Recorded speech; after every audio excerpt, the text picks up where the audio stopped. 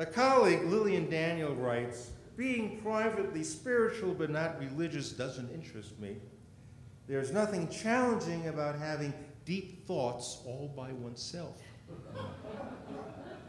What is interesting is doing this work in community, where other people just might call you on stuff and, heaven forbid, disagree with you." Her point is well taken.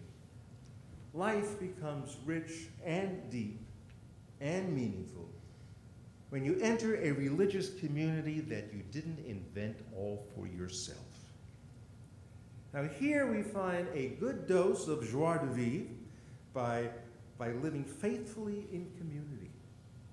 How else can we grow and change?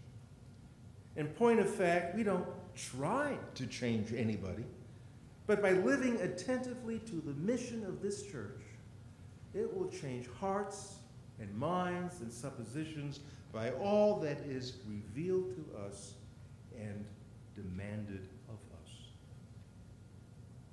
So when we feel a crisis due to old faith traditions no longer being compatible with our intellect, we need to keep on going, because I believe that we are most fundamentally religious beings. We ask, however, what insight will sustain us in this modern age? Here we are free to choose our beliefs without interference from a higher authority. And that's actually quite tough, because it means we have to do the work ourselves. Some of us are deeply involved in justice work.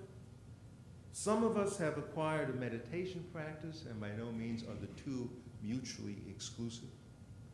Some are involved in music, teaching, caring for others. All of us committed to improving this world, working for change, willing to get our own hands dirty in the process. So I would say to Thomas Merton, when you throw Christians and pagans and humanists and feminists and Jews and mystics into one community, meeting in one chapel under the same roof, watch out.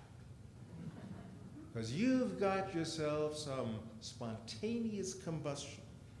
You've got energy, love, passion, wisdom, humor, and committed people working to transform this fragile earth into a just world, working to transform it into a world of peace, a sustainable world, and a world in which all of us aspire to discover the chief end of human life.